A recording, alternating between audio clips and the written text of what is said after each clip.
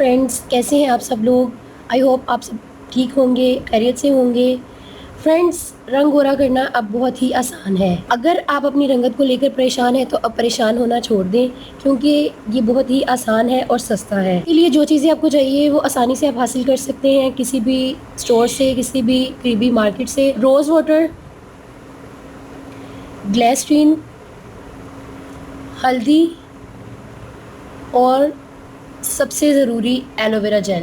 बहुत ही ज़बरदस्त है आपकी जिल्द के लिए। अगर आप चाहते हैं कि आप खूबसूरत रहें, जवान नज़र आएँ और आपकी स्किन ऑयल फ्री हो जाए। हल्दी एंटीबैक्टीरियल है, ये आपकी स्किन से ऑयल, डर्ट और पिंपल्स वगैरह का खात्मा करती है।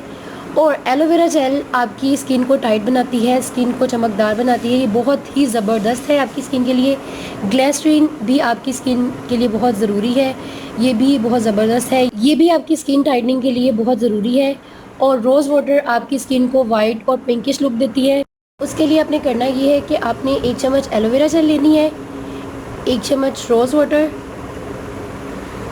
हाफ स्पून ग्लिसरीन और हाफ स्पून हल्दी लेनी है अपनी। 1 टेबल स्पून आपने रोज़ वाटर ऐड करना है, हाफ टेबल स्पून आप इसमें ग्लिसरीन ऐड करेंगे